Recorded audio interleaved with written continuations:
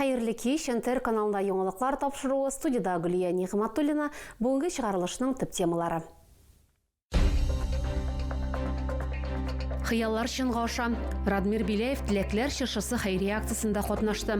Куркынычсызлык максатыннан фейерверкларны җибәрү өчен 2 мәйданчык билгеләнде.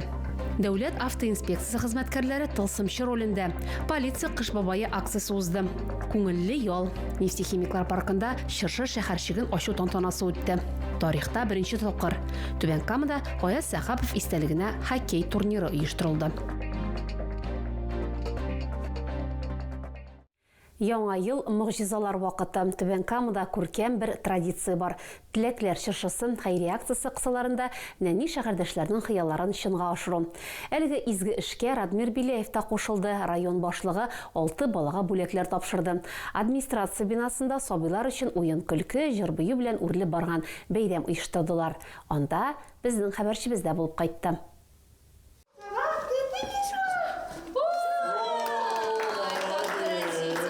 Бәхетле елмаюлар, куанычлы хисләр, шатлыклы очрашулар. Менә ул заргып көткән мизгелләр.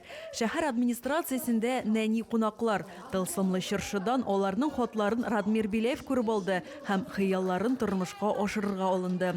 Бүген Түбән Кам мэры һәрберсенә үзләре сораган бүләкләр тапшырды.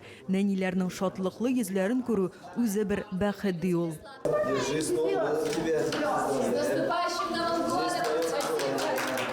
Радмир Билеев сәламәтлекләре шикле сабыйларны һәм махсус хәрби операциядә катнашучыларның балаларын сөендерде. Алар бәйрәмгә әзерләнеп килгәннәр, шигырьләр ятлаганнар, җыр-биюләр өйрәнгәннәр.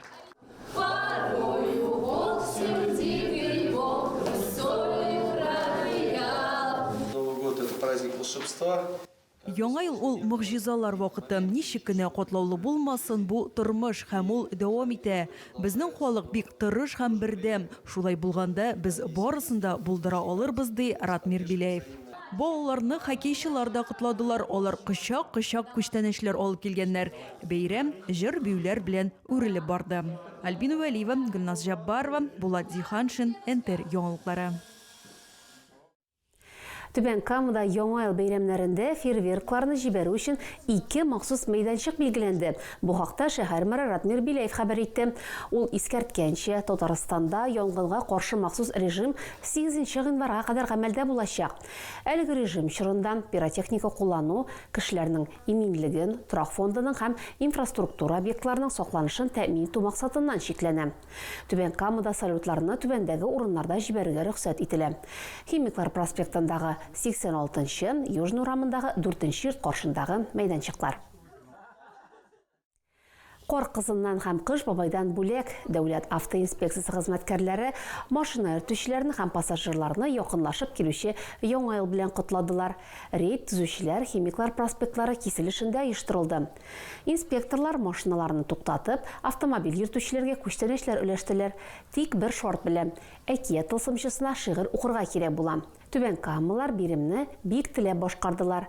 Полиция кыш бабайы акциясының 10 елдан артык тарихы бар. Инспекторлар кыш бабай киемнәрен киеп, юл хәрәкәтендә катнашучыларга бәйрәм кәефе бүләк итәләр.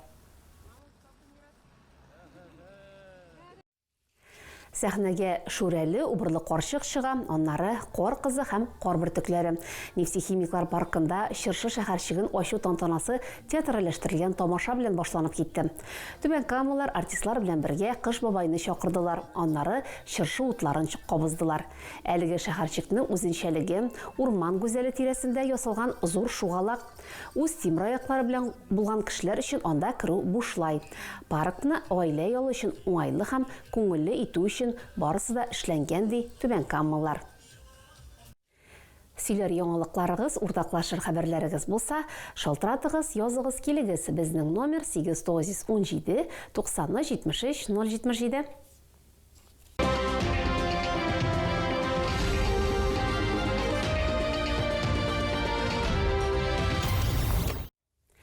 Кыш бабай бул хәйрия акциясының дулкынландыргыч мизгилләре килеп җитте. Безнең тылсымчы балаларны котлый башлады. Сез телевизор караучылар тырышлыгы белән җыелган бүләкләрнең бер өлеше Балкыш үзәгенә һәм югары чаллы интернат мәктәбендә тәрбияләнүче укучыларга тапшырылды. Балалар әкият героен ничек каршы алдылар? Алдагы минутларда.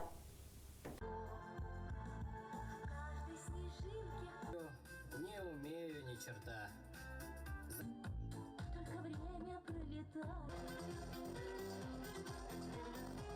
Превратилась бы опять.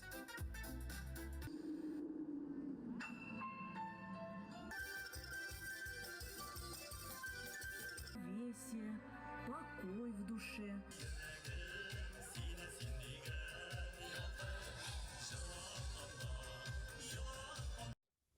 Түбән Камада Гаяз Сахапов истәлегенә хоккей турниры уздырылды.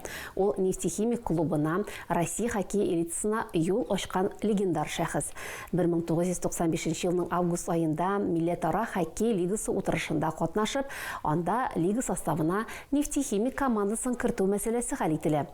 Моның өчен боз сарае төзү таләп ителә. Кыска вакыт эчендә мәсьәлә хәл ителә. Кече боз сарае мәйданчыгында 2016 елгы яшь хоккейчылар җиңү өчен көч сынашты. Нәтиҗәдә беренче урынны Акбарс уенчылары яулады. Түбән Камалар көмеш медальгә лаек булды. Нефтче командасы исә бронза медальләрен алды. Түбән Кама хоккейчысы Тамерлан Сафиуллин иң яхшы уенчылар исемлегенә керде. Ул иң яхшы бомбардир дип танылды.